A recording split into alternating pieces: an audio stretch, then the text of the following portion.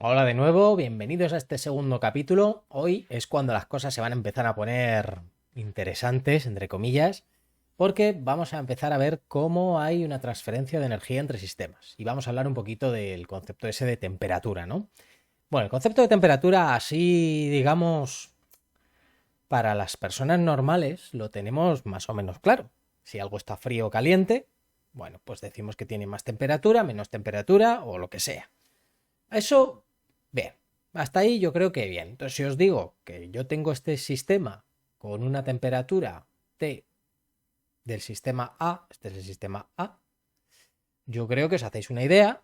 Si digo que tengo un sistema B con una temperatura T sub B, este es el sistema B, yo creo que también os hacéis una idea. Es decir, si yo, por ejemplo, os puedo decir el sistema A tiene una temperatura mayor que el sistema B. Ya, hasta aquí la explicación para niños. De acuerdo, todo muy bien. Bueno, la cuestión es la siguiente. Vamos a imaginarnos lo siguiente. Yo tengo este sistema A. Entonces el sistema A tiene un volumen determinado, tiene un número de partículas y tiene una cierta temperatura. Y el sistema B, vamos a decir que tiene el mismo volumen, el mismo número de partículas y la temperatura B. Aquí no he puesto temperatura A. ¿Vale? Es decir, lo único en lo que se diferencian es en su temperatura. Pero claro, si yo los dejo así, esto es un sistema, ojo, aislados, son dos sistemas aislados y cerrados, esto no va a pasar nada. Como ya vimos en el vídeo anterior, esto se va a quedar aquí rebotando per seculae seculorum y este también, y ya está, no va a pasar más.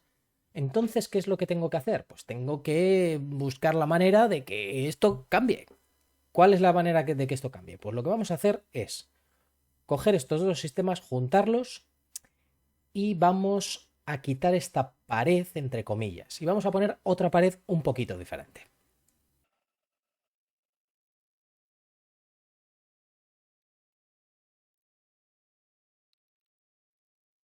¿Qué es lo que he hecho aquí? Aquí he quitado esa pared ahí que nos aislaba de todo. He dejado, eso sí, la pared que es la del entorno. Es decir, lo que pase aquí dentro se queda aquí dentro y solo lo saben estos dos gases, estén como estén. Lo que pasa en Las Vegas se queda en Las Vegas. Y en medio he puesto una pared que los separa. Es decir, no puede haber una transferencia de partículas de aquí a aquí. ¿De acuerdo? Entonces, ni del otro lado, ¿vale? Pero lo que sí puede pasar es que estos, si os fijáis, son como una especie de muellecitos, ¿no? ¿Por qué he hecho esto? Porque si, por ejemplo, aquí choca una partícula contra este muelle o contra esta pared de muelles, lo que va a hacer es hacer que la pared de muelles oscile, digamos, de un lado a otro. Es decir, va a absorber energía. ¿De acuerdo? Y esa energía la va a poder ceder a otra partícula cuando choque. Esto lo que se dice es que estos dos sistemas están en contacto térmico.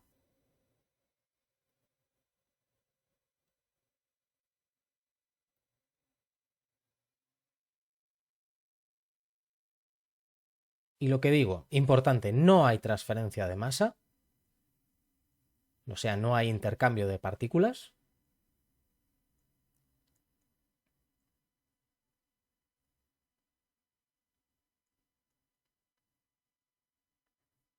Pero sí hay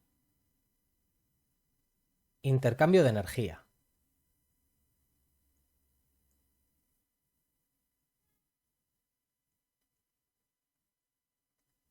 ¿Cuándo hay intercambio de energía? Bueno, pues si por ejemplo digamos que las partículas de este lado tienen una velocidad promedio,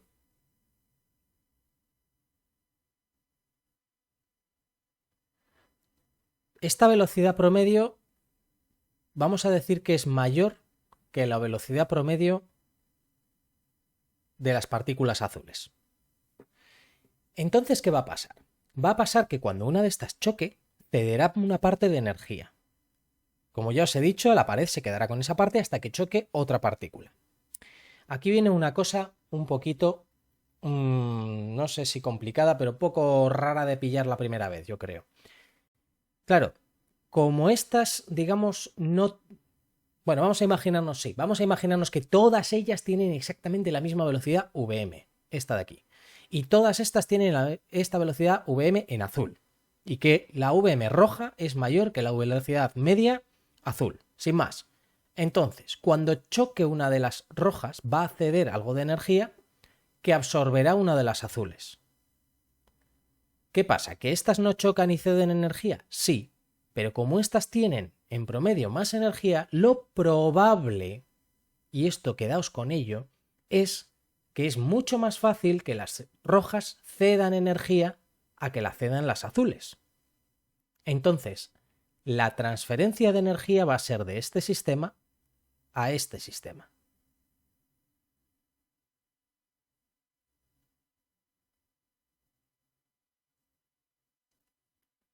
Entonces, nos preguntamos, vale, si yo pongo una cosa que está caliente porque tiene una temperatura mayor que otra, perdón, si yo cojo un gas o cualquier cosa, lo que queráis, que esté en contacto con otra cosa que está más fría, ¿qué sucede? Pues lo de toda la vida. La temperatura se acaba igualando. Y eso lo sabemos. ¿Cuándo se acaba igualando? Bueno, pues cuando pasa el suficiente tiempo. Es decir, y esto me vais a dejar que os lo explique un momentito.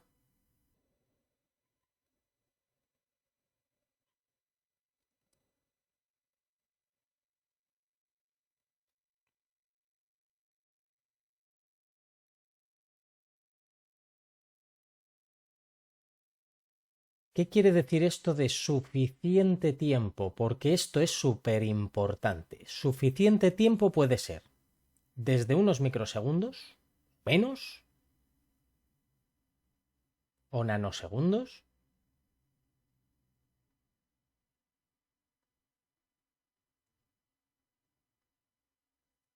hasta, pues, yo qué sé, la edad del universo.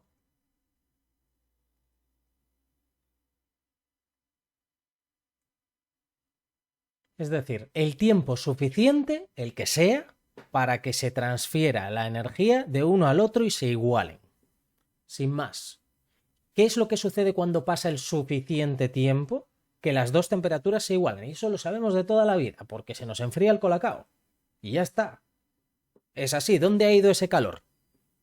Yo pongo un colacao, lo dejo ahí al aire, ¿y dónde va el calor? Pues va al ambiente. El ambiente, por ejemplo, es lo que está haciendo el papel de nuestro sistema B. Digamos, está más frío el aire de alrededor y por lo tanto el colacao se calienta. Si yo saco una Coca-Cola que está fría del frigorífico, ¿qué pasará?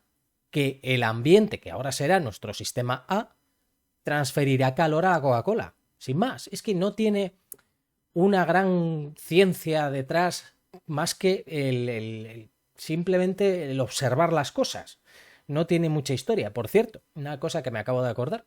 Si os pensáis que esto de los muellecitos es como que hay que enrevesado, ¿no? Pues mirad el artículo de Planck en el que habla del cuerpo negro y ya me diréis si os parece enrevesado, porque la verdad es que fue una idea excepcional la de Planck, al hacer exactamente esto, bueno, algo muy, muy similar.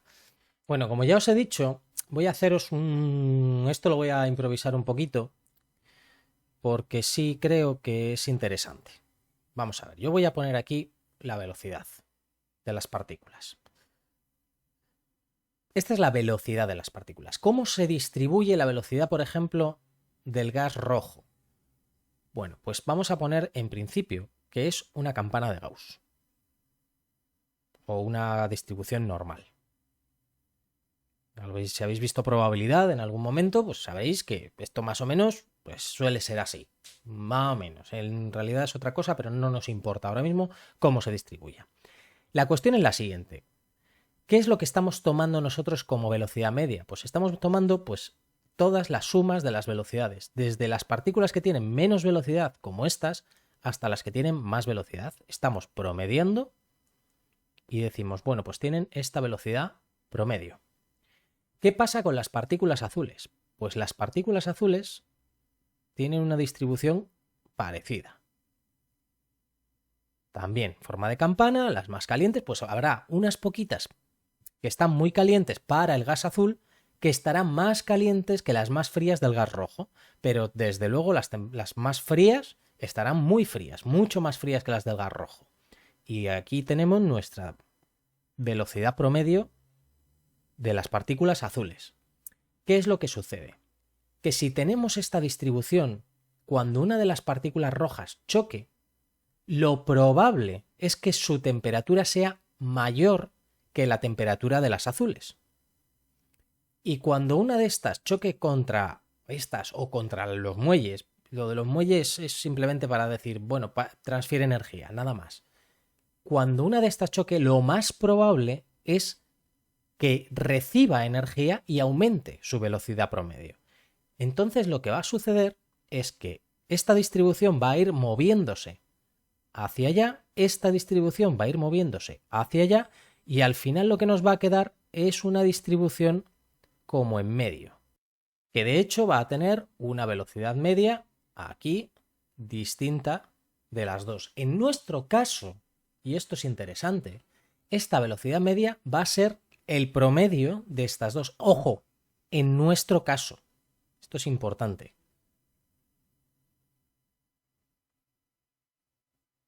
Y esto iremos viendo poco a poco por qué.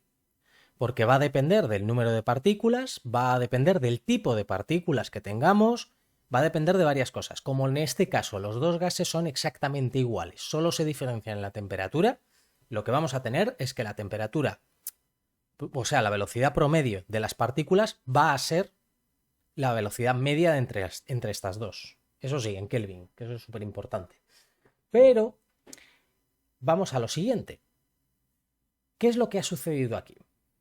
Aquí ha habido una transferencia de energía. Sabemos que esto está completamente aislado. Entonces, ¿qué pasa? Pues lo primerísimo es que la energía se conserva.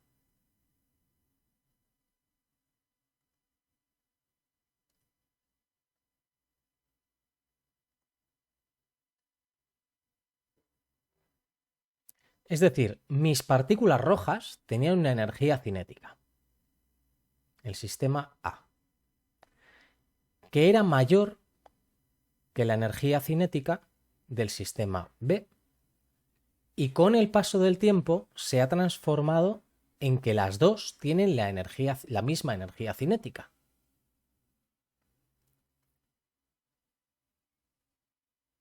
¿Por qué sé que es la energía cinética? Porque no tengo otro tipo de energía.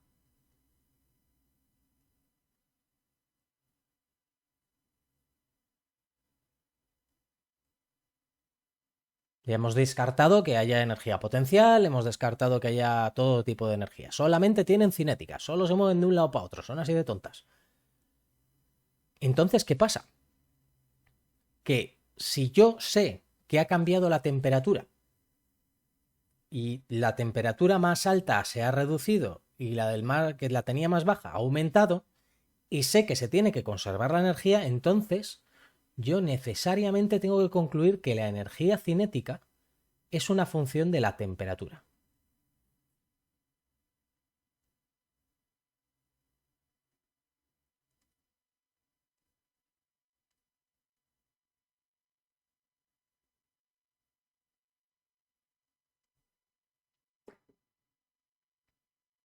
Y eso de entrada.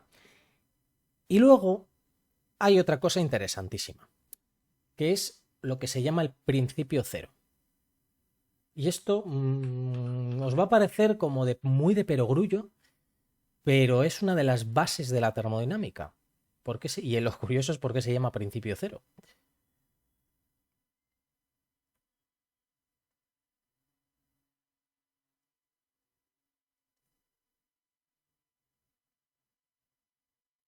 De hecho, se llama principio cero porque se ideó o se formuló más bien después del primer principio. O sea, no es que nadie se diese cuenta de esta cosa, sino que les parecía tan absurdamente evidente que no merecía la pena ni mencionarlo. Y veréis por qué. Porque vais a decir, pues sí, vaya, evidentemente, qué chorrada, ¿no? Si yo tengo un cuerpo, un gas, una caja, lo que queráis, lo que os apetezca, un gato, si queréis, que está a una temperatura A. Luego tengo otro cuerpo B, en contacto térmico, que está a una temperatura B. Y luego tengo otro cuerpo, C, que está a una temperatura C. A ver, sí. Y yo digo, el cuerpo A y el cuerpo B tienen la misma temperatura. Entonces, si el cuerpo B y el cuerpo C tienen también la misma temperatura, entonces el cuerpo A y el cuerpo C tienen la misma temperatura. Y dices, ¿tú eres tonto o qué te pasa? Me explico. Si la temperatura A es igual que la temperatura B y la temperatura B es lo mismo que la temperatura de C, entonces la temperatura de A y la temperatura de C son la misma. Repito, ¿que estamos tontos? Pues claro. Pues claro. Vale, pues a esta perogrullada es a lo que se le llama el principio cero de la termodinámica y es fundamental, literalmente. O sea, es establecer matemáticamente, digámoslo así, de hecho se puede hacer con una relación, que esto tiene que cumplirse. Y parece, lo que digo, una tontería. Pero es que que es una verdad autoevidente. Entonces, bueno, pues no es que no se dieran cuenta hasta pasado el tiempo, sino que se dieron cuenta de que hacía falta verbalizarlo después de enunciar el primer principio. Así que bueno, en el próximo vídeo, no sé si os voy a hablar un poco más de energía, de teoría cinética. Yo creo que no es necesario. Simplemente sí me gustaría que os quedaseis con esto de que las velocidades se distribuyen de una manera más o menos, pues eso, con una distribución normal o algo similar. Da igual, la que queráis imaginaros, una distribución. Lo importante es que sepáis que hay un cierto número de partículas que tienen una velocidad muy alta, un cierto número de partículas que tienen una velocidad más baja y un gran número de partículas que tienen aquí pues una velocidad pues decente, digámoslo así. Y ya está. Y que hay una velocidad que es la velocidad promedio. Entonces, la clave de todo esto va a ser precisamente el relacionar esta velocidad promedio con la temperatura. Y ahí es donde vamos a empezar a rascar matemáticas un poco más en condiciones y espero que no os perdáis. Pero lo siguiente que vamos a ver sí que es los gases ideales. El gas ideal. Y veréis por qué es tan importante. Así que no os perdáis con las matemáticas, no os muráis, por favor. Y hasta la próxima.